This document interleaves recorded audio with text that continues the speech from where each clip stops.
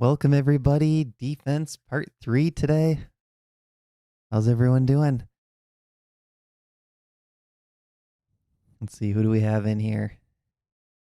Ryan is watching. Max. Dennis, coffee is brewing. One eye open. Dennis, we almost started today at 8 a.m. I don't know if you would have made it. I don't know if I would have made it. Matzer the Patzer. Great username. Good morning. Max signed up for the beta test. Ryan's on the second cup of coffee. And also signed up for the beta test. Hey, Julio. Hey, Carlsbad. Hey, Toby. So I'm super excited about this ChessGoals audit project that I'm working on. I only advertised it just this morning. Let's see, how many people signed up already? 24 responses. And I pinned a link, and there's also a link in the description. You can also check it out after the live stream. You don't have to go to it this second. But what this is I've been trying to kind of go back to like what makes ChessGoals ChessGoals. And the number one thing is obviously helping you guys improve as students. And I really want to make sure to focus on that for 2026. And if you've noticed towards the end of 2025, I've already been shifting more towards some of these general improvement classes and courses. So this new project I'm super excited about because it combines chess and data. And you guys know that at ChessGoals, we love using data whenever possible. So what we're doing is we're creating a 100 question quiz. So I'm mining positions from 100 games. And these are games from real players, not bots. And the range of the player ratings is between 500 and 2,500. And there's only a few kind of at the extremes that I'm using. And then most of the games are between like 1,000 and 2,200. So what I'm doing is for each of these games, I pick out one critical position. And I save that position in the spreadsheet for right now. And I put 4 possible answers. Each of the answers gets a score, 10 being the max. So you can get a 0, a 10, sometimes an 8 if it's pretty close to the best move. But if it's a terrible move, it might be a -1 or a -2 even. And then for each of those positions, there are 10 different categories: openings, middle games, end games, tactics, strategy. There's a few more: threats, defense. A position can have multiple categories. So then what I'm going to do is after 100 students take this test, I'm going to go through for each of the categories and sort of plot out the ratings of these players, the beta testers, that's you guys, and how many points each of them score in each of the categories. So then what we can do is create a report card for all of the students.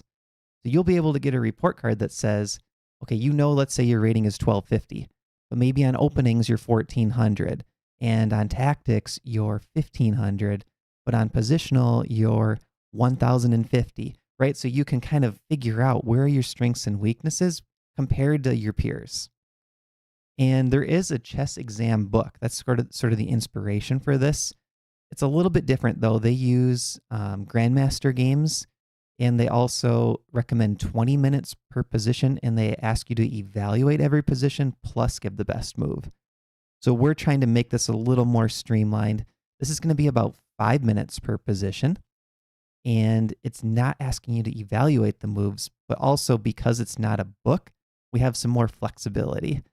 And then for the course that it's going to be eventually published to, that will cost money eventually, but for the beta testers, it's all free. And you'll get your report once 100 people have taken the test. And what I'll be able to do is for every single puzzle, I'll be able to say, okay, if your rating range is between, let's say, 800 and 1100, here's the percentage of people that picked each of the 4 answers. And then I'll be able to do an explanation in a video to recap all 100 puzzles. And hopefully, if this idea catches on, then we could make a version 2. And then the idea would be you get all of your stats from the first one, you run your study plans for, let's say, 12 months, and then you decide, okay, I'm going to go back and take version 2 of the test. So it'll be all fresh positions, but it'll be based on another 100 players that all take the same tests. And you'll get ratings again, and you can see where you improve. Or which.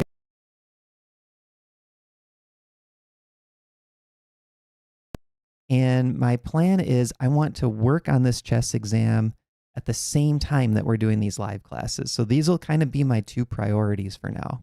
Get this ChessGoals audit going and keep these live classes running. So that's the plan. Any comments or questions before we jump in? I'm super excited about it, as you can tell. I've already been working on a bunch of the puzzles.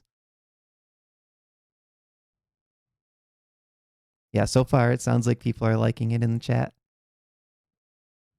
Looking forward to it. Lots of work. Amazing. Love it. Awesome. Love data. Sounds great. Okay. Well, on Discord, we have a new channel that we're going to use to discuss the audit. But also, if you sign up, you'll get emails too that give you updates as well. But the idea is I'll put this into a course. It'll be a private link for people who sign up. And then I'll release the puzzles in batches of 10. So you can go in, take the puzzles at your own pace. The goal is to finish all the puzzles by April 1st. But by January 1st, for sure, I'll have at least 1 batch of 10 puzzles ready to go. And you can take them at your own pace, meaning you could just do 3 puzzles today and then stop and do 1 puzzle tomorrow and take a day off. And the course player will track all of your results for you. It'll be online. It'll be on our course player website. So it'll just be set up as different lessons, and the lessons will have quiz questions. Yep, so it should be pretty easy to go through, and I'll set it up in a way where you can always just take 1 puzzle and stop. So it won't be something where you have to do 10 puzzles before you sign off. That way it'll hopefully be easy to just chip through them day by day. Okay, so for today, defense, part 3, we're going over counterattacking and active defense. And one of the players that we're going to highlight today is Andrew Tang. Andrew Tang is a Minnesota-based player, and he's very good at bullet chess. He's now a grandmaster, and from a young age, you could tell he had a ton of potential. I remember playing him as just a small kid. At the time, he was probably like 1,400, and I was 2,000 or 2,100. He gave me a really good game, but you can just tell when kids are improving that fast, and they, he would just move instantly and look bored every single move. Like, you could just tell. He had a good instinct for chess, and he was going to improve quickly. So this first game that we're going to look at, I'm playing the black pieces. This is from 2014. Andrew Tang is playing the white pieces, and he's rated about 200 points higher than me. So he's 2375, I'm 2175. And the theme of this game is when you're up material, safety can be an illusion. You always have to look to attack, even when you're playing defense. Look to play for the initiative. Look to pose issues for your opponent. Okay, let me turn off the sound for the moves. So we get a Benko Gambit. This is one of my favorite openings in classical chess. Queen b6, knight f3, and we'll go through this opening kind of quickly. Knight b4. Okay, so we reach this position. And typical of a Benko, the computer likes white. Almost always in the Benko, the computer likes white. It's because white has more space and oftentimes more material. In this case, the material is equal. But if you look at my pieces, I haven't gotten the king castled yet. A couple extra pieces on the back row that white doesn't have in their camp. So white has about a 0.7 edge here. But I was pretty happy with this position. I do have central pawns. This D pawn's coming up, supported by the E pawn. I already have the pawn on C5. The knight's active. And one of the things that I had learned, I've played Tang many times, is he doesn't like to defend. He's a very good attacker, but when you can get him on his heels, oftentimes he just starts scrambling and tries to get into an attacking position for himself again. So one thing I was looking to do was try to attack him with the black pieces, try to make him feel uncomfortable. So I like this unbalanced position. Okay, so he plays e4, bishop e7, knight e5, castle, knight c4, hitting my queen, queen c7, queen g4. So look what he's doing. He's already starting to put the pressure on me. He's bringing the queen over to the king side, starting an attack. On to f5. And now the reason I played this is because I want to fight back. I want to open up my rook. I want to open up my bishop. And I know his threat is bishop f4. So when he puts his queen here, he's pointing at g7, but he also wants bishop f4, trying to target these dark squares, because my dark squares are weak right now. So I play f5, and I had calculated that bishop f4 doesn't work here, but he played it. Bishop to f4. It's a blunder. And this move shocked me. I was taken aback, and I had to calculate. I was like, okay, am I missing something here? You know, if Tang's playing a move that I really didn't expect him to play, I'm probably missing something. So the question for you guys, what's the best move for black here? Put your answers in the chat. There's a refutation to this move. And if you don't find it, white will still have that 0.7 advantage. But if you find it, black is up about 1.5. So this is a critical decision for black. He's 23.75. This is an over-the-board classical game, and he just blundered. It's a 2-point swing at least. Okay, let's see what you guys think. Alberto is saying pawn to e5. Dennis is saying f takes g4. One of those is the top move. Any other guesses? Ryan is looking at either d6 or e5, trying to strengthen these dark squares.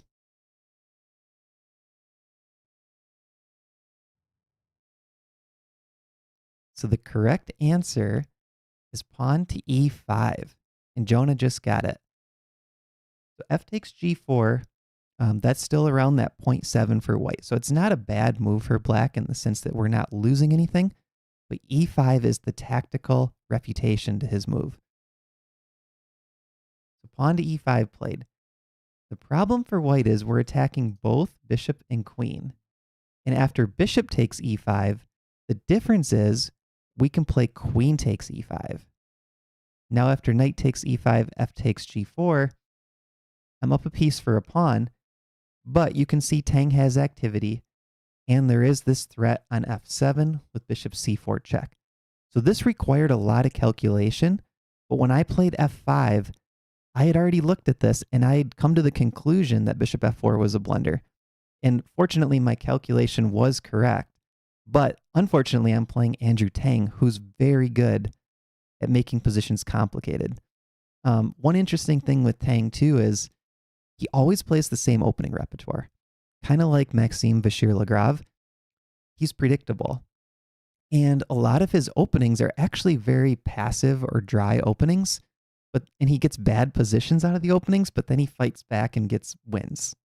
So it's interesting that he doesn't have an aggressive opening repertoire usually, but he's a very aggressive player. So here he plays bishop c4 check. I play king to h8. If d5, let's note that e takes d5, bishop d6. I was afraid that this gave white too much activity for the piece. This is very passive. This bishop is sort of stuck. He has a passed pawn here. So instead, I played king to h8, allowing knight f7. And I sack the exchange. Otherwise, it's going to be perpetual check, probably. So rook takes f7, bishop takes, bishop f6. So now let's look at this position. Let's evaluate here. I have two minor pieces for a rook and a pawn. Both of his rooks are currently passive. They're sitting on the first rank. And if you look at the Stockfish eval here, this is close to a winning advantage already for black. It's a minus 1.7. And the reason why is look at how active this bishop is, this bishop, knight outpost, my rook is well placed. It's really just the b8 knight that needs to get into the game. So that's one thing that you look to play for in the Banco is you always go for this activity. And I have the activity that I want here. So I was pretty happy with this. Rook f d1, bishop d4, nice square anchored by the pawn. Also note this pressure on f2. This will be a factor in just a few moves. Bishop h5, so he's trying to pick up an extra pawn. He wants to go up a pawn here. I developed my last minor piece. Bishop takes g4. And I said, in my mind, he can just have that pawn because my goal is to play actively. Knight to e5, hitting his bishop. And my knight's also eyeing these weak light squares. Bishop back to e2. Rook to f8. Notice how all 5 of my pieces are active now. So even though I'm down 1 point of material, I have 5 pieces to Tang's 4 pieces. And you can almost just safely count the pieces that way in terms of evaluating the position because Stockfish says minus 1.7. There's so much activity for black that the rooks aren't a factor right now. So he plays king to h1, and I play rook takes f2. Now, question for you guys. I'm now up 2 minor pieces for a rook and a pawn. So we're back to that 6 points each. If the minors are 3, rook is 5, pawn is 1, we're equal on material. The position is a bit chaotic. What is the psychological danger here for black? Put your answers in the chat. So even though I don't know the Stockfish eval, I can sense that my position is clearly better. And, you know, if I were playing someone probably my own level, I would feel like I should win this game. So Julio's saying back rank is something to be careful about. Watch the back rank. Ryan agrees, back rank, yes.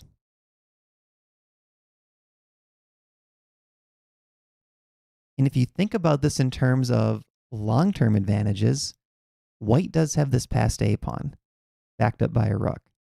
That pawn is going to march down the board pretty quickly. Carlsbad is saying overcommitted, missing your opponent's threats. Dennis is saying passed A pawn. Ryan also mentioned the passed A pawn. Yes. And I think if you were to sort of summarize the risks, I would say playing too safely is the biggest psychological danger here. Feeling that you have an advantage, sometimes we want to just simplify and play it safe. It's like a prevent defense in football. But sometimes you have to just keep your foot on the gas and keep applying pressure. So I think here the risk is to play too safely. So Tang plays a5. This is a mistake according to the computer. And I talked to Andrew about this after the game. And fortunately, I put this in my notes in ChessBase right after I analyzed it. He told me after the game he knew this was a bad move. So I think what he was doing is he was making things complicated when he was in a much worse position. So it was interesting that he told me, post-game analysis, he knew it was a bad move, but he wanted to make things complicated. Now, question for you guys. What is the best move for black here? There is a move that essentially secures the win. If you can calculate it through, you can find your path to victory here. Yeah, Julio is saying playing the psychology aspect, and Alberto is saying mess up the field.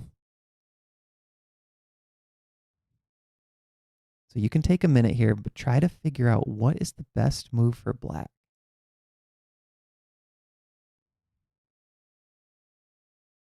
What do you think?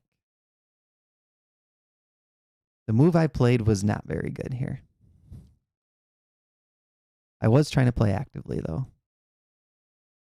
Toby and Ryan are saying bishop takes c3. That's correct. And I'm giving bishop takes c3 a brilliant move because it's so strong.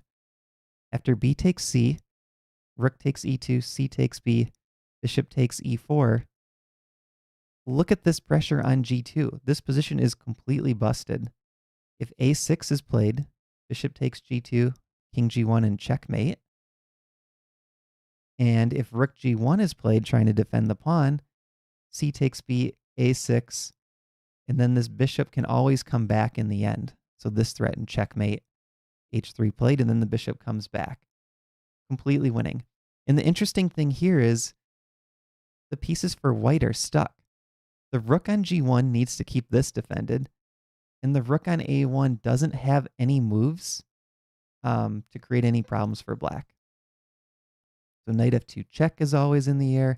This pass pawn is coming.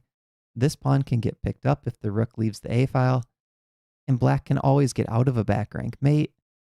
There's no rook C1, rook to D1, runs into the fork. So bishop takes C3 was super strong. The move I played in the game, though, was knight to C2. Now, the eval is still minus 1.9, but it was minus 3.7. So we went from like a minus 4 to a minus 2. Okay, so it's still pretty much winning territory, but it's not nearly as clean as playing bishop takes C3. So that's kind of back to that art of conversion course that we have at ChessGoals. When you have the opportunity to convert, you really need to find it. Because as we'll see in this game, it backfires, the fact that I didn't find it. So he goes A6. He's trying to pose problems. Bishop A8, rook A5.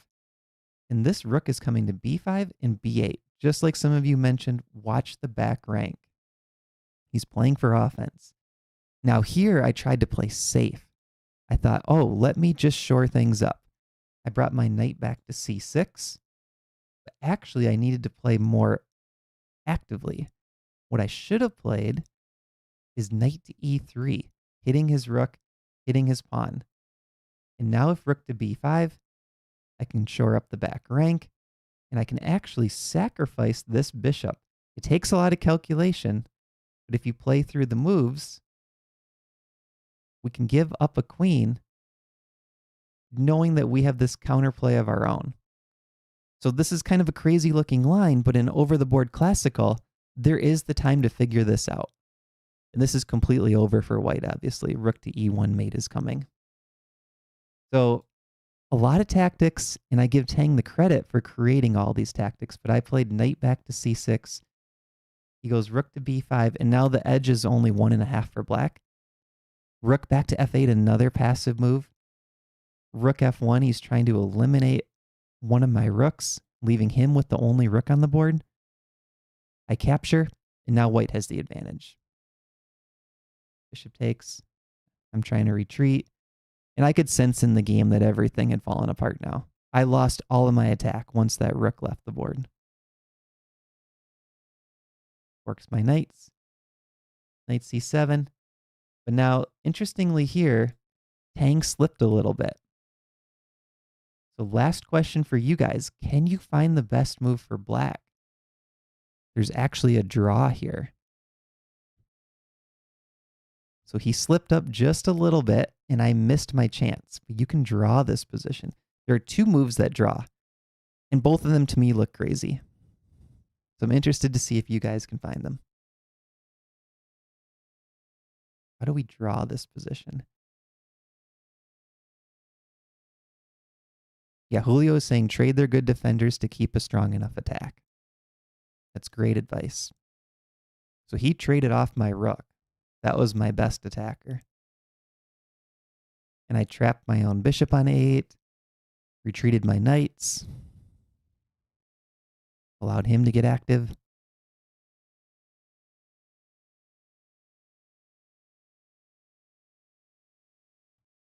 So the move I played in the game was bishop takes B2, which is a blunder. The two winning moves are sacrifices. And I'll show you them. Pawn to C4.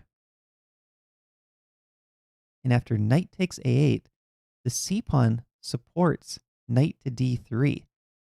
And this is threatening a perpetual check over here on the king side.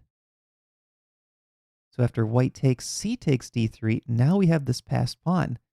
And white needs to go back and try to get it. And crazy enough, this position is a draw with best play. And so the other move that can draw is knight to D3. Putting the knight on a square that the bishop can simply capture just looks insane to me. But the idea is after bishop takes D3, C4, we're hitting both bishop and rook. And after bishop takes, knight takes A8, bishop A5, we're down a pawn, but this is also a draw with best play. So somehow in this position, there are two draws for black. I played bishop takes B2 though. He took this bishop, and this falls apart in just a few moves.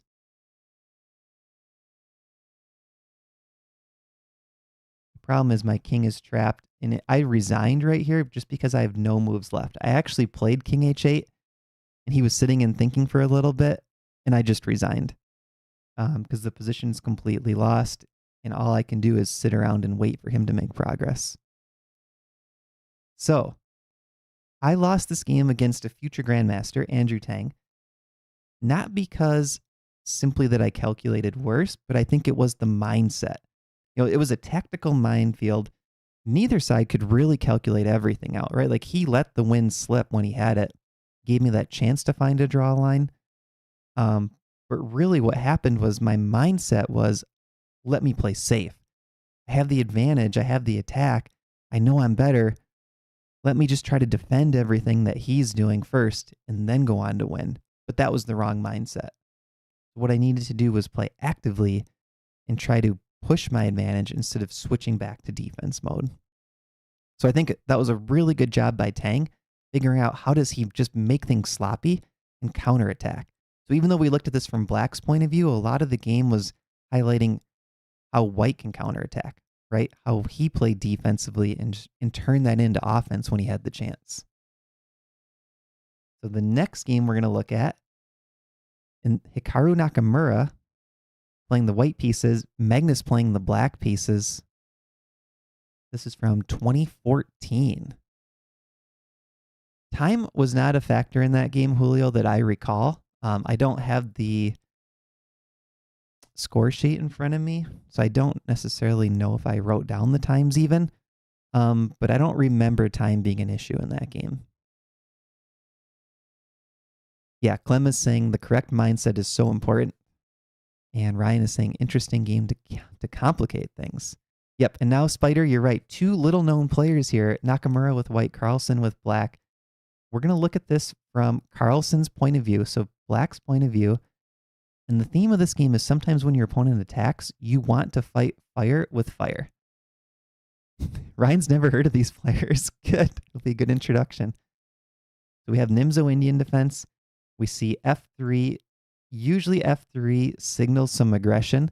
White wants to play E4, support that center. Maybe castle queenside, play G4 and pawn storm. E5, A3, bishop E7, E4. There's the big center.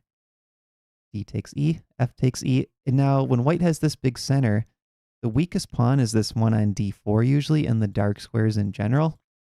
So Black should look to play E5 or C5. That's what Magnus does. D5, strongest reply by Naka, gaining this space. So he's going to use the space to try to attack. Bishop C5, bishop G5, castle, knight A3, bishop G4. We're going to go through these moves kind of quick. Takes, takes, queenside castle, C5, G4. Okay, so Nakamura plays G4. He's starting a pawn storm here.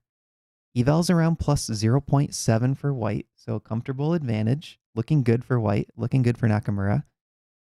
Question for you guys. What should Magnus play in this position? What do you think? And he actually makes a small mistake here, and we know that because of the engine. We're criticizing the strongest player of all time, but engine says he makes a mistake here. Tell you the move that Magnus played. Magnus played pawn to A5. What would you say the best move here is for Black? So you can tell that you're going to be on the defensive. This pawn storm is coming, and your king's sitting on G8. What do we want to do here?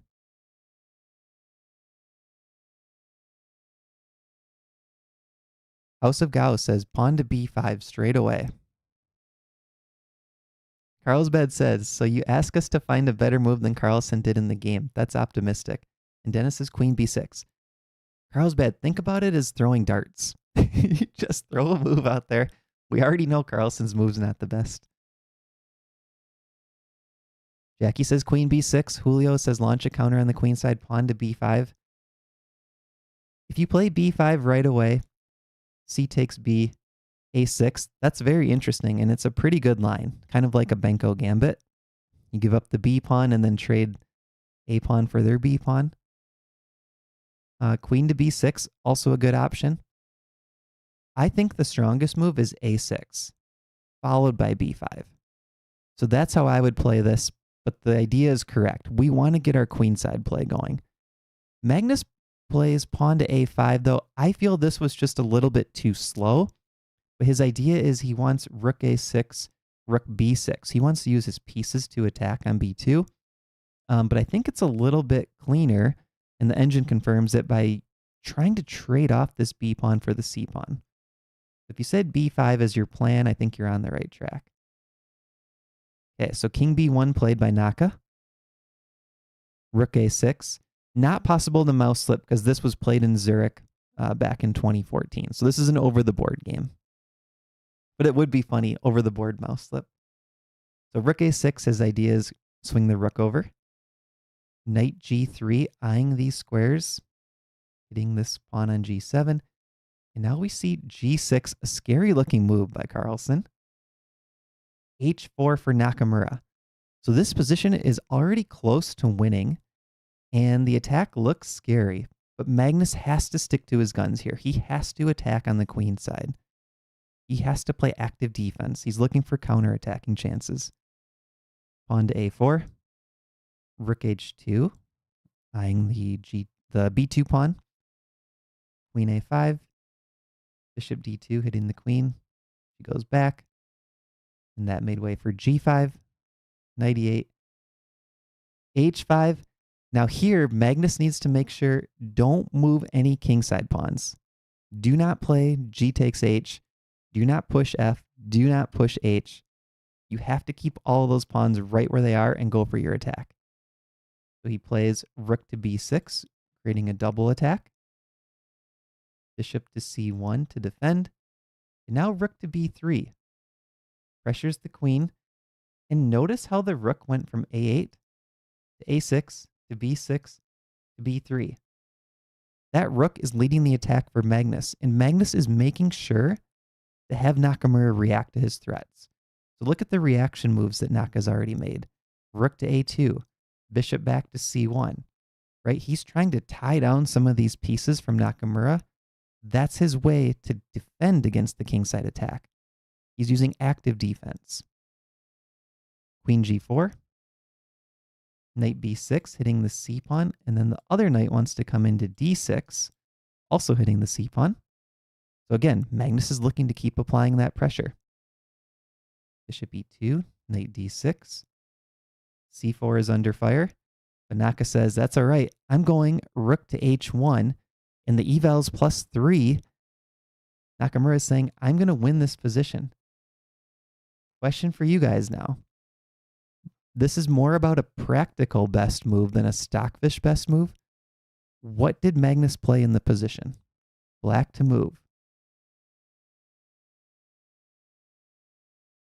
So Nakamura wants to play h takes g6 and essentially break through and checkmate Magnus. And it's coming very fast. Julio is saying rook takes b2. What other guesses do we have?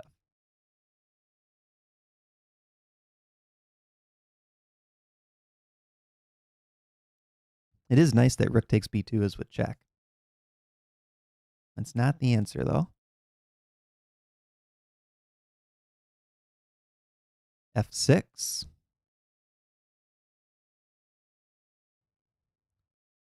That's from Ashtund. Ryan says knight b takes c4. Max says queen to d2. No one has said it yet. Rook takes g3. Knight b takes c4, d7. No one has said it yet. The move that Magnus played was bishop takes b2.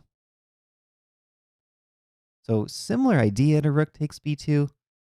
He's just trying to blow open that king position for white. He wants to make this position messy. There's no time to play h takes g6 when you see your king being attacked like this. So bishop takes b2 played. Now knight b takes c4, and there's a threat. Rook takes b2 is coming, so white needs to react. Knight takes back, and now queen to b6 is coming for Magnus, creating more threats over on the queen side. This is active defense by Carlsen. There's only one move that keeps Nakamura in winning territory, and he finds it. H takes g6. Queen b6 by Magnus. g7, and now rook to d8. Rook takes b2 check is a mate in 3 if it's black's move here. So that's the pressure that Nakamura is under from the white side. Queen to h4, trying to mate on h7. Rook takes b2 check. King a1. Now, if you have the computer running, this is completely winning for white. It's already saying +5 at depth 20, meaning it's probably a forced checkmate in like 20 moves. But the problem for Nakamura playing white is that it's complicated. It's not so easy to figure out what you do when your king's also being attacked like this. Rook takes h2 by Magnus, so there's no mate right away. Rook takes h2. And now queen g6, which is very interesting. So this position is still completely busted for black, but there's no easy path for Nakamura to win this. Magnus is actually up 1 pawn, and the king is exposed on a1. Carlsen has a fighting chance. Nakamura has to find very accurate moves. So first he plays knight f5, that is the best move. Threatening knight to e7 with a huge fork. Rook e8. So now we're seeing this just prophylactic defense. Magnus is reacting to the immediate threats and making things difficult for Nakamura. Queen g4. Queen b6. Queen to b3 is coming. There's no mate threat on h7 now. So Nakamura puts his queen back on the h-file. Queen back to g6 to defend. Now, Nakamura can't possibly go for a repetition here. He has to know that he's winning. Even if you can't figure out the best path, you don't want to give your opponent a draw when you know you're winning. So instead, he plays pawn to d6. A massive blunder. This throws the win away, and now the position is equal. So Magnus did such a good job creating these counter chances that Nakamura blundered the game away in one move. He blundered the win away. The best move, which is actually very hard to find, I think, rook to h1. And the idea is this guards the back rank. So if b5, for example, now you can play d6, the move in the game, and after knight takes, rook d8, there's no back rank issues. So this knight can come back to f5. And in the game, there was an issue with the rook coming down to d1 check, followed by the queen coming over. So rook h1 was the winning move. Instead, on to d6 was played. And after knight takes rook d8. If knight f5 here, rook d1 check is a mate in 5. So the queen's either coming to e6 with check, or it's going to b6 with check, depending on where that king goes. So instead, knight to c4 played. Queen takes e4. And now we see one last blunder by Nakamura. Question for you guys. What's the winning move for black? There's only one winning move. Can you find it? Put your answers in the chat. We're on move 40. So Magnus has done all this fighting, trying to defend, and now he's ready to attack and finish off the win. Yeah, I agree with Alberto. He's saying rook h1 for white, in addition to being a backwards move, it's an unnatural move for your mind to put that rook backwards. Yeah, definitely. Okay, Julio is saying rook to d1 check here. Clem, rook d1. Ryan, rook d1. Carlsbad, rook d1 looks scary. Let's look at it. Rook d1. Queen takes d1. Do we have any follow-up, guys? Rook d1. Anyone from the chat have a follow-up to this? Who's the leader of the rook d1 crew? Do we have an answer to queen takes d1? Anyone? Going once?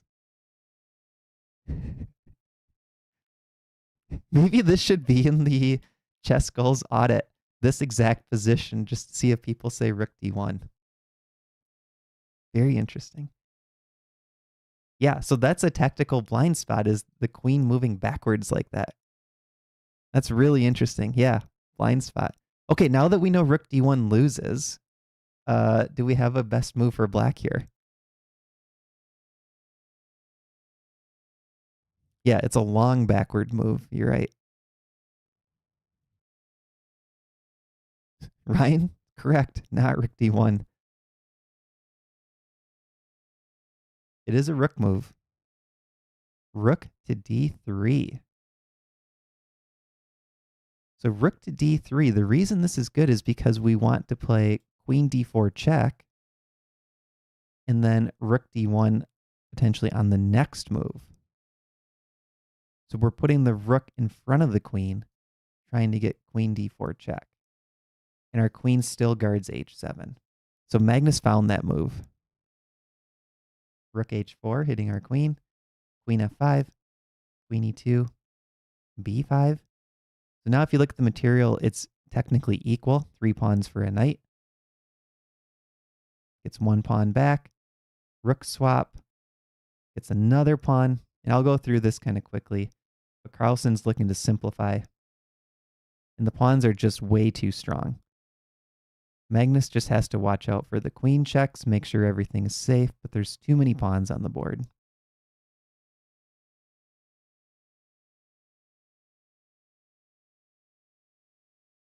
And in the course, I do put these PGN, so eventually when it comes out in a course, you can play through the moves. But after queen a7 check, Nakamura resigns, because after king b3, check, check, trade queens, another queen. So what I liked about this game is Magnus took a position that was completely busted, but he didn't really show that he was afraid, right? He just attacked all out. He looked for counterattacking, and he used counterattacking as his defensive weapon.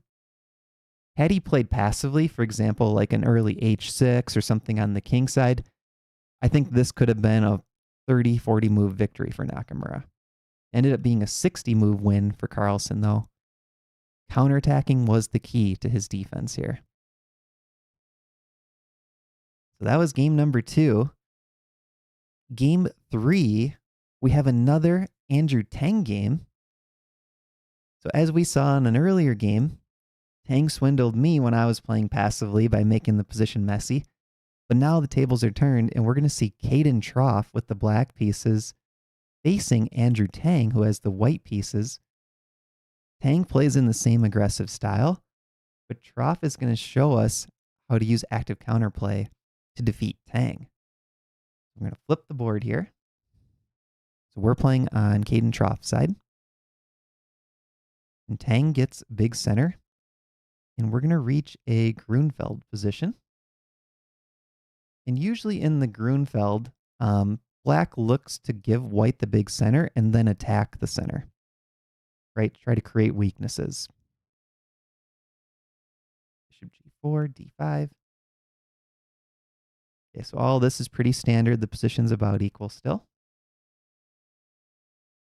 And what you'll note here is with c5 up to c4 and pawn to b5, Troff is expanding on the queen side. So he's not waiting for Tang to attack. And the reason Tang accepted these doubled pawns is he actually wants to use the pawns to attack in addition to the bishop pair. Right, so Tang again wants to build this big center, kind of like Nakamura did against Carlsen. He wants to use the big center to launch an attack. And this tournament's from 2013, I should mention. It's a Chicago Open. At the time, Tang was rated 2150 and Troff was 2420. So Caden Troff is almost 300 points higher with the black pieces in the Chicago Open. So it's a classical time control.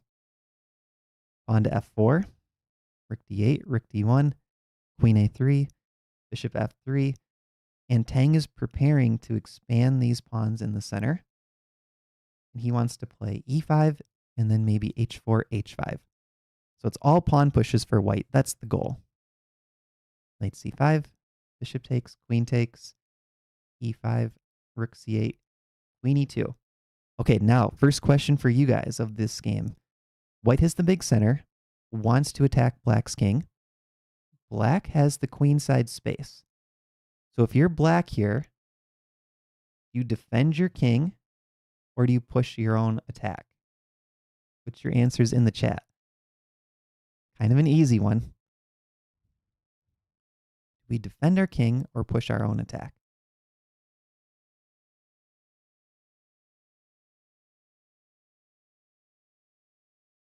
Push attack, advance queenside pawns, push attack, push with a bunch of U's, push attack. So there is one strategy you could use that I wouldn't necessarily say is defending your own king, but you could play f6 on the king side as a way to kind of fight back in the center and open up this g7 bishop. So if you said f6 or king h8 with the idea of f6, I wouldn't necessarily say you're defending. You know, I think of defending as more like e6 and trying to lock down the light squares, or h6 or h5 to prevent h5. But f6 is a good strategy here as well. But what was played in the game is queen to a3. So Troff is going offensively over on the queen side. Rook c2, a5. So he has 3 versus 2 over here. He's trying to create a passed pawn. King g2, king h8, h4, rook f8, rook h1, bishop h6. So we see an active move here, right? He's looking for counterattacks. He knows that h5 is coming. That's part of the reason he put the rook here too, because we're going to see f6 is about to be played. Queen e4. Okay, so now the question for you guys. Queen e4 just played. What is the best move here for black? So we don't want to allow white a real easy attack. We know h5 is coming. We see the rook here. We see the queen here. What does black want to play? Put your answers in the chat. Yeah, in that earlier position, House of Gao is right. e6 would have allowed d6. I was just trying to think of a move that would be more defensive. Okay, we have 2 answers for f, 3 answers for f5. 1 answer for rook g8. No one has said the strongest move yet.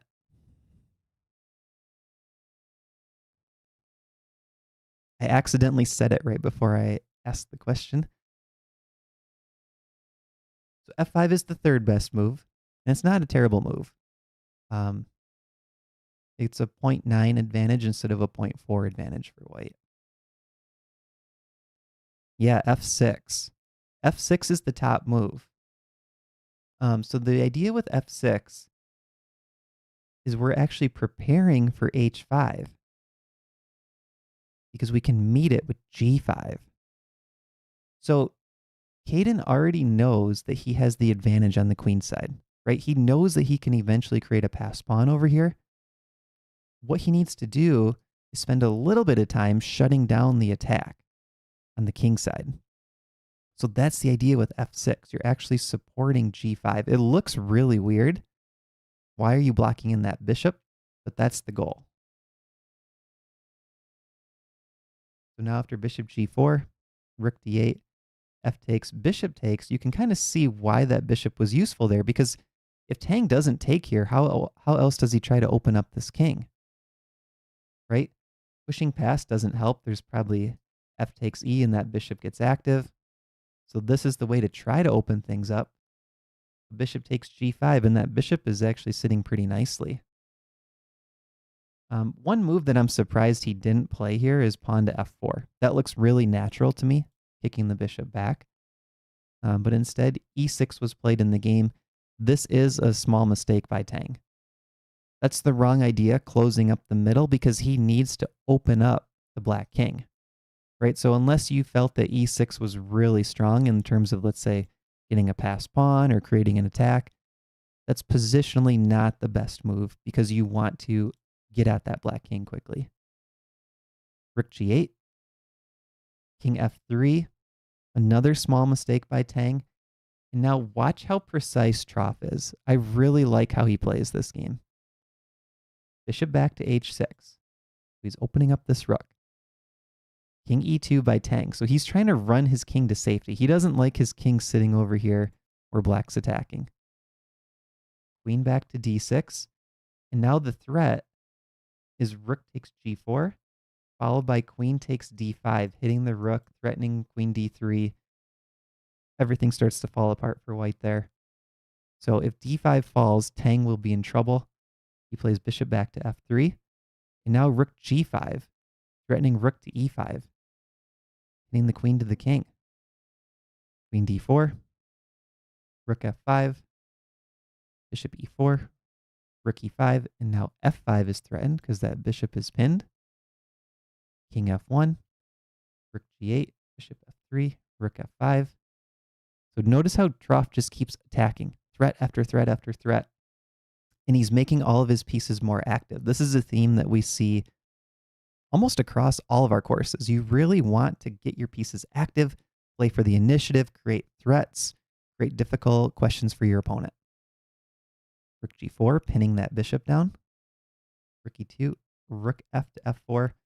So Troff is putting all of his pieces on active squares. Now, a question for you guys. Even if you know what the answer should be because of which side we're playing, which king do you feel is in more danger? White or black? So do you feel the white king is in more danger or the black king is in more danger? The black king is stuck in the corner. The white king's on f1. Dennis is saying white king in more danger. Julio says white. Max says white. Carlsbad white. Yeah. And the reason the white king is in more danger is because white has a lot of pieces that are not involved with the attack against the black king, whereas black's pieces are more active in terms of attacking the white king. Yeah, Ryan's exactly right. Black has the bishop and rooks nearby. Rook h3, queen a3. And he's just sort of poking at Tang's position. He wants to play queen c1, infiltrate with the queen. Puts the queen back. f3, and now rook h4, removing one of the defenders. This is a theme that we've seen before, especially when you have a position where it's like two rooks against one. So even though there is this rook here, we want to swap off one rook as black and use the other rook to attack over here. That's just like what Tang did against me in that first game we looked at, where Tang was able to trade off my one rook and then use his other rook to play actively. So same idea by Troff. Queen g1, rook takes h5, rook d1. And this is already a winning position for black. It's a -6 eval. Rook h2, and Troff's only up 1 point of material. a3, bishop g5, bishop b1, and now a brilliant move, bishop to e3, and Tang resigns. The idea is if queen takes e3, queen g3, this is unstoppable. Okay, so question for you guys. Just think big picture. How did Troff pull off this win? How would you summarize what happened in this game?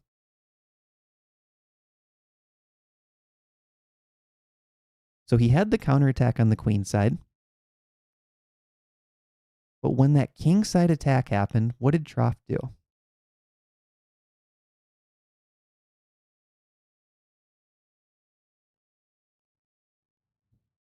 Put your answers in the chat. Dennis says defense. It's hard to be wrong with that answer. Julio says kept a balance of keeping the king safe because fully committing to an attack. House says lock in the king side to stop the pawn storm. Ryan says played actively on the king side. Max says kept up active threats on white. And Julio says, oh, before instead of because. Yep. So keeping the king safe before fully committing to the attack. Yeah, Ryan says almost like the principle of two weaknesses, worked on the queen side, then switched.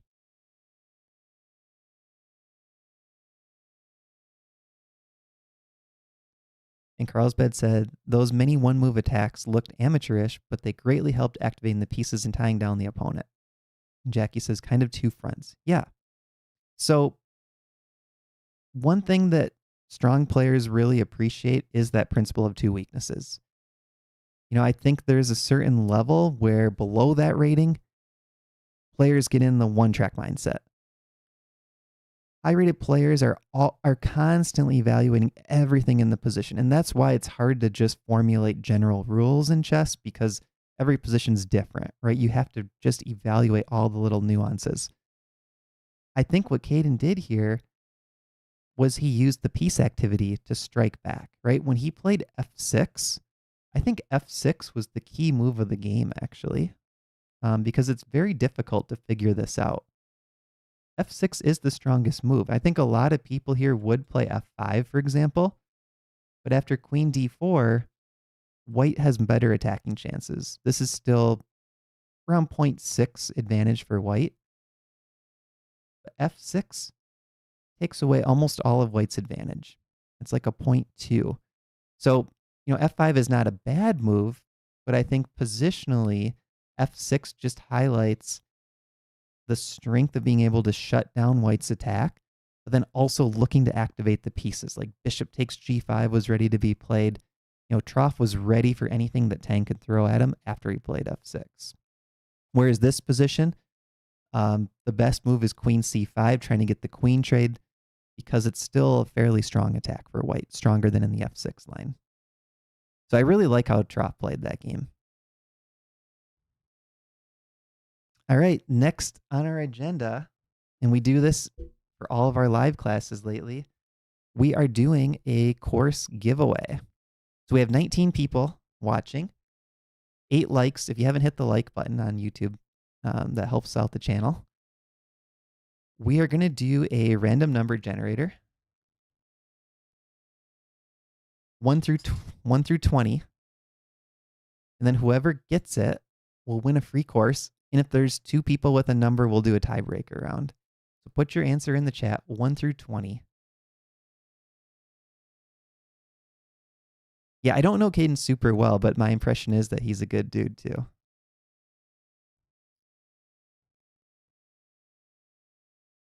Okay, we got 16, 14, 13, 8, 7, 3, 16, 19, 2, 4. House of Gao, you can change your number. Yeah, put a new number in if you want, House of Gao.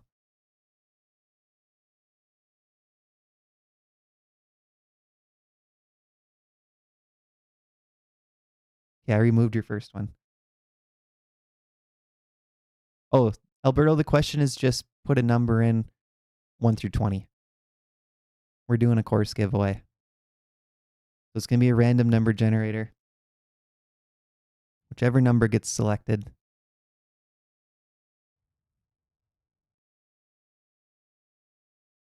Oh, Alberto goes with 20. Okay, anyone else before I do the randomizing?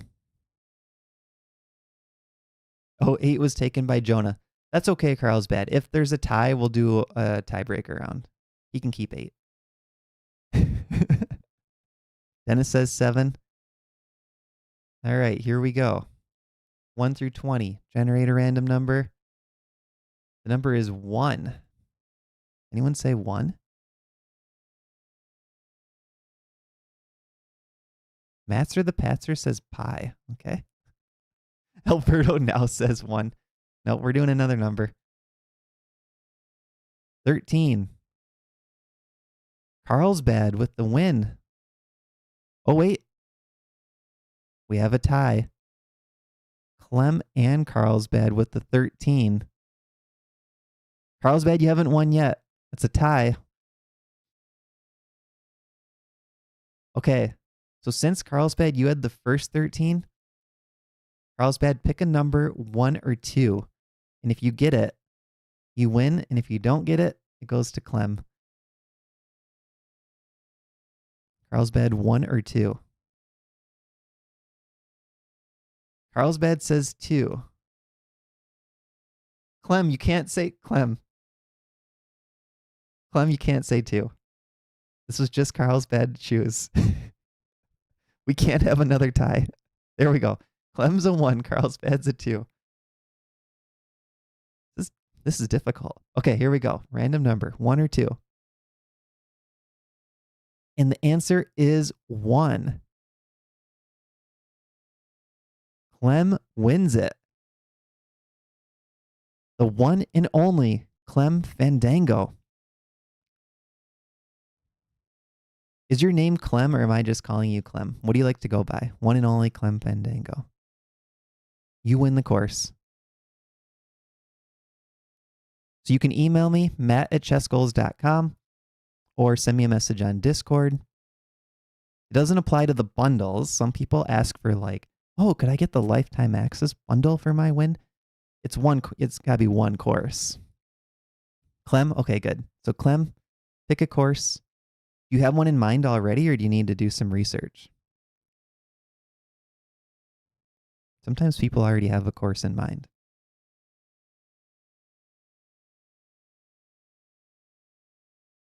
I'll get the next game queued up.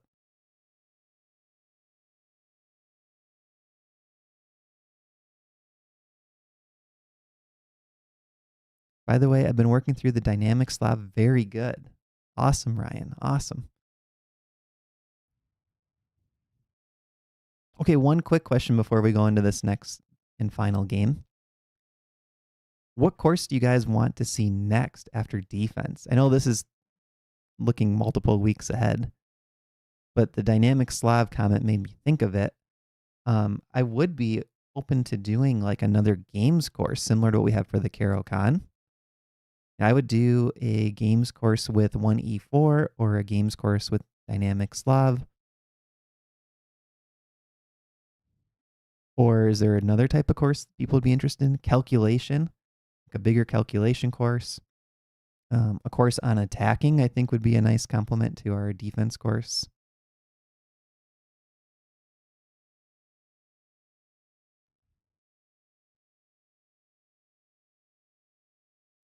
Oh, yeah, I like that. The line we have against the London, it's not super sharp, but it throws a lot of people off in the Slav course.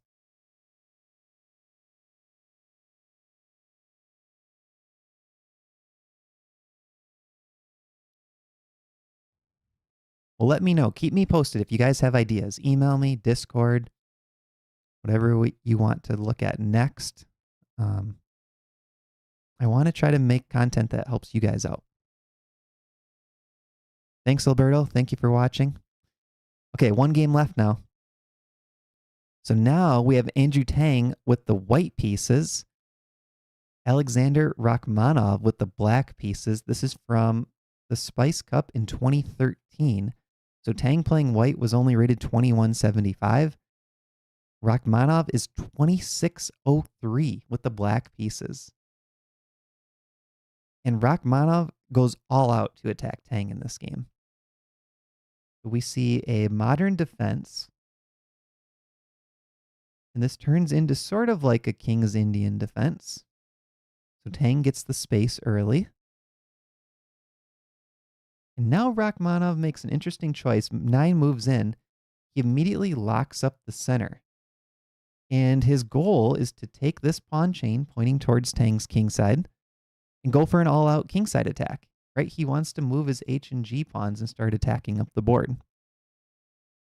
Bishop F2, castle, B4, and Tang is going for active play. This is what you want to do. The center's locked up. Your opponent's attacking kingside. You want to attack queenside. C6, queen B3, A5, takes, C5. So I think what Rakhmanov is doing here is he's saying, I'm going to lock up the queenside and make this all about the kingside attack.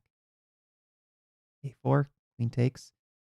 And now we see king D1 by Tang. So if you remember back to when we did the defense king safety lessons, this is similar. Tang is using his king to walk to safety.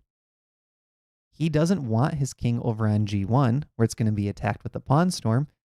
He wants his king on the queen side, where he's trying to lock things up over here. Right? There's no pawn breaks for black on the queen side. That's just losing a pawn. g5. And now he uses the fact that his king's not on e1, plays bishop to e1, queen d8, knight c1, h5. So here comes this pawn storm. But look at how calm Tang is. Bishop e2. He's sitting back and he's waiting for counterplay, right? What he's doing is he's looking at each pawn advance that black can do. Look at your active threats from the opponent and have your responses ready. That's counterattacking. So not only is it just having your own attack, but it's also sometimes you wait for that counterpunch. You take the move that they really want to play and you have a strong response ready. Knight g6, king c2. And now here, interestingly, g4 is a small mistake according to the computer. And that's because Tang was prepared for it. This happens a lot in the h3 King's Indian defense. So that's something that we cover in our 1d4 course. But in the h3 King's Indian defense, oftentimes the pawn pushes that black wants are mistakes. And that's what makes that repertoire so strong, I think, is the standard plans for the opponent are bad plans. So in this case, it's actually better for black to just sort of dance around with the pieces, maneuver, and wait, not to play g4 right away. But he does play g4, and Tang's ready with h takes g, opening up his rook. H takes g back. And now here, Tang misses a good chance to fight for even an advantage maybe on the king side with f takes g4. So he had some chance to fight back on the king side here. But instead, he plays knight to d3, g3 by Rakhmanov, and now all of these pawns are locked up. Look at these pawn chains. This is crazy looking. The eval is minus 0.3. So Rakhmanov does have a small advantage here. And after bishop d2, knight e8, knight b5, knight h4, black is starting to create some threats. So knight takes g2 threatened, king f7, a5, rook h8, and black has increased the advantage a little bit. Queen b2, queen g5, knight e1, queen f6, bishop e2, bishop f8, knight c3, and now we're going to pause after this move. We see an ultra aggressive move by black. So the computer is saying the top move is bishop e7 followed by bishop to d8. Just some more maneuvering, get that bishop active, right? The bishop is trapped behind all of these pawns. So it's a bad bishop, but a bad bishop can be active or passive. Right now it's a passive bad bishop. If it gets over here, it could become an active bad bishop. But instead, Rakhmanov plays a little too jumpy, and he goes knight to f5. I give it a dubious mark. It's an ultra aggressive move. And I think the idea is he wants to beat his 2100 rated opponent with tactics. So now a question for you guys. We see that knight on f5. We see it's trying to come into our position, attack our king. What is the best move for white? What does Tang play here? There's only one good move for white. With everything else, black gets a pretty big advantage.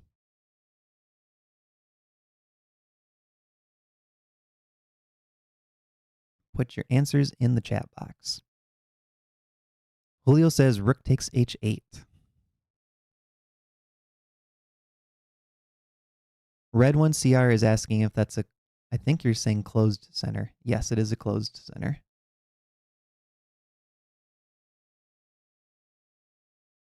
I think he wanted to keep his rook on the A file is why Tang didn't queenside castle. I believe he liked his rook over here and just felt that the king, is actually sort of safest in the center of the board. So it's not fully on the queen side, I guess. Knight to b5.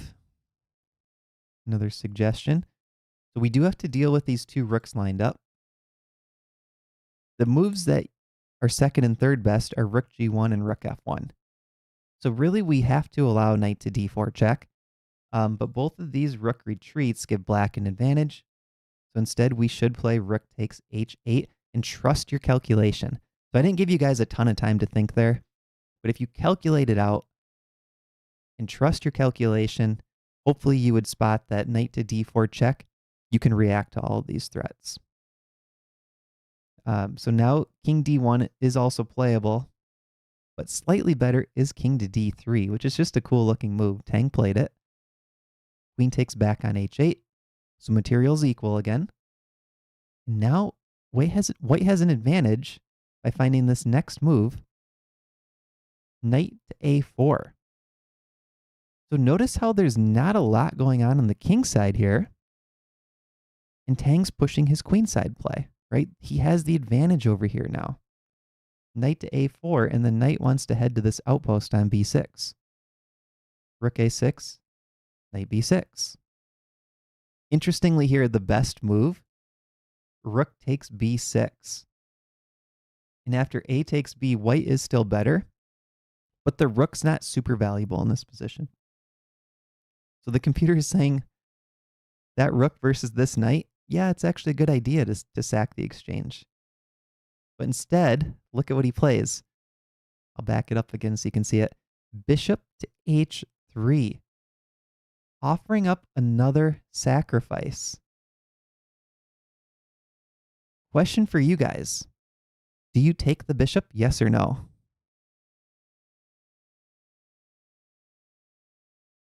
Yeah, Julio is saying the not so dim knight on the rim, the knight from a4. And Carlsbad is saying so many black pieces are parked on the back rank. Yeah, he just had the rook, bishop, knight, bishop, queen all on the back rank. But now we have a big question. Do we capture that bishop on h3?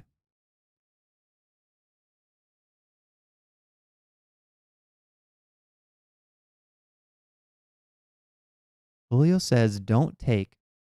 Play bishop f1, defending the pawn a second time.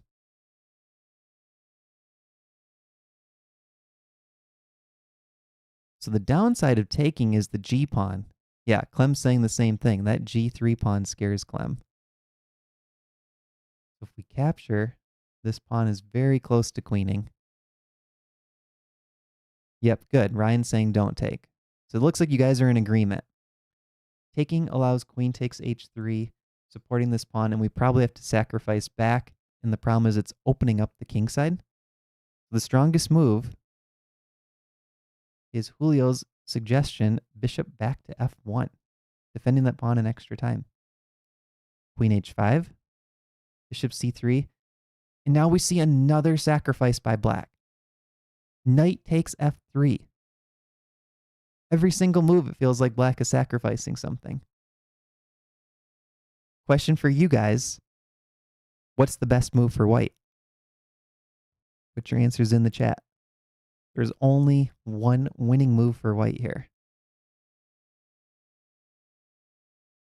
So again, this is something where even though the position's locked up, Tang, every single move has to be ready for all these sacrifices. It's a lot of calculation, but you want to make sure that you're ready to counter all of these moves from black. Julio's saying, take time and calculate long.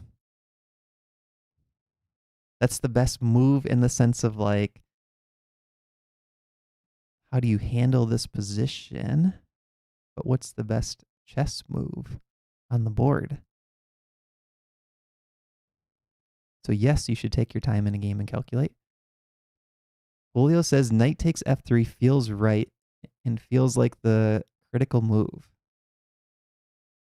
I agree with that. You have to think through if knight takes f3 can be played. That's the first move you should look at. G takes f3, falls to bishop takes f1 check. But you have to figure that out. Can you play knight takes f3? And if not, what do you do instead? Well, the strongest move is knight takes f3. And Tang played it. You have to trust your calculation. Work through it. You don't see any other move that's better, and you don't see anything that's winning for black. But the other lines don't look great for white because you just lost your f-pawn. You have to trust your calculation. And that's something that you should have that calculated before the sacrifice even happens. Bishop g4, bishop e2, defending everything. And now white's in winning territory right here. Knight f6. Knight a4. Knight takes e4. Another sacrifice. Question for you guys again. What's the best move? What do we want to play here?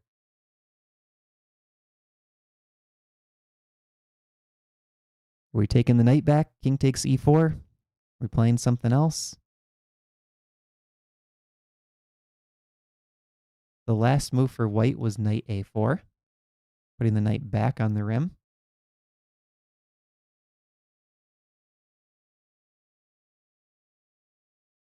Yeah, it's a little bit of a trick question. We do not want to play king takes e4 because I believe there's multiple checkmates here. Essentially, any piece on this diagonal is a checkmate. Bishop, queen, queen, queen. I think those are all mates. Yeah. So we cannot take back. Queen takes b7. You guys are correct. Finally, we're crashing through on the queen side and attacking black's king. Bishop e7. Taking the time to capture the rook. You do have to watch for all the threats. This is very scary for the black king. Knight f2 check. King d2. e4. Still looks very scary. I mean, Tang's a kid here, rated 2100, and he's playing a 2600 opponent. This has to be scary for him. So another question for you guys. What does Tang play in this position? There's multiple winning moves, but Tang finds the strongest move, and this one's impressive. Yeah, Carlsbad says, kids these days, huh? You need to look to play actively here. Julio says knight to e5 check. Dennis says knight to e5 check. That's correct. Tang launches his counterattack with knight to e5. And after d takes e5, queen e6 check. What a brilliant way to kill black's attack. The idea is this bishop is lined up with black's queen. So now king to f8 played. Bishop takes g4. Knight takes g4. A simple pawn to a6. He calculates that there's not enough of an attack for black. He's able to push his pass pawn. e3 check. King moves. Knight f2. a7. Black resigns. So Tang was rated 400 points lower, more than 400 points. The Grandmaster essentially tried to bully him with sacrifices. How would you guys summarize how did Tang win this game? What would you say? Super impressive win. I mean, for a 2100 to beat a 2600, that almost never happens in a classical game. I mean, obviously we know that Tang was an up-and-comer, now a grandmaster, but that's crazy. So Dennis says Nerves of Steel won the game.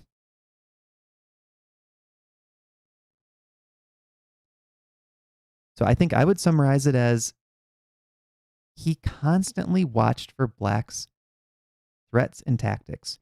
Probably during the game, he even felt that his opponent was going to go all out to attack him. He played a style where he just kept looking for counterattacks. Yeah, Max is saying kept cool under pressure. Carlsbad says black sacked his way into a loss. I mean, that's true. He sort of beat himself in a way, but at the same time, Tang did have the advantage on the queen side. Julio says, don't let the rating of your opponent dictate your play. If they sack, they may be wrong. Yes, calculate the truth of the position. Don't let them bluff you. Jackie says, play the board, look for opportunities. Yeah, definitely. So that was our last game for today. We're going to do another class next weekend. And then the final class the weekend after that. And then I'll package it all together. It'll become a defense course with PGNs and some bonus content. If you haven't yet, check out the pinned link. The ChessGoals Audit beta tester link. I'll paste it in here again.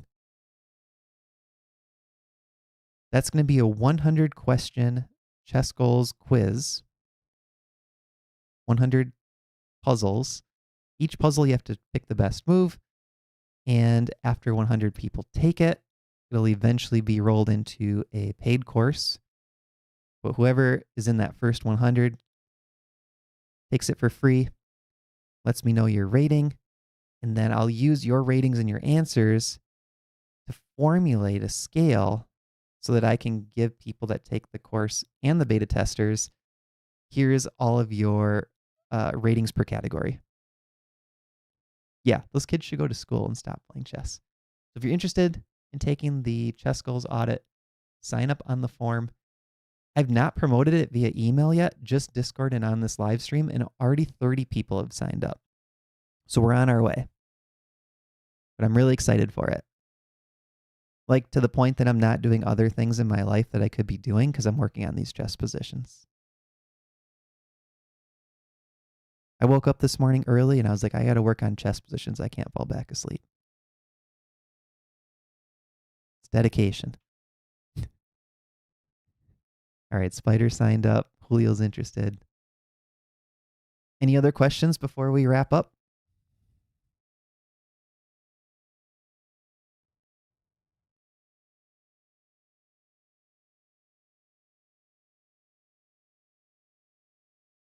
Oh, yeah. Thanks for the reminder, Julio. I should add that rook to d1 question.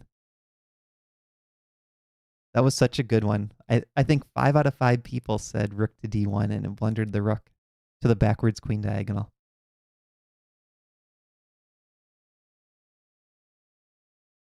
Thank you, Max. Thank you, Spider. I appreciate it. Ryan says rook d1. I don't remember anyone saying that. Should we crop that out of this video? It'll be like the bloopers reel.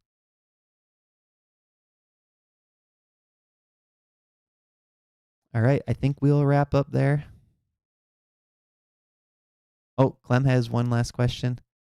Looking for middle game course. Check out the brand new course that we just came out with, Clem. Let me find you a link. 1 second. So we have something called the Improvement Bundle that currently has 6 courses as a part of it. And the newest course is called the Planning Blueprint. This is the one I would recommend for you, Clem. I just put a link in the chat.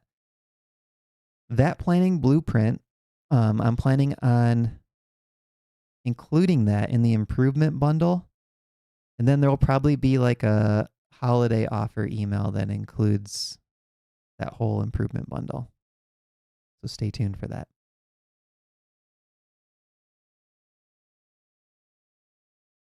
The nice thing, though, is there are 100 people taking the quiz. So even if the people watching this stream know it. But it's a good point, Matt. We'll skew the data. Maybe you should all put in rook d1 since that was your original guess.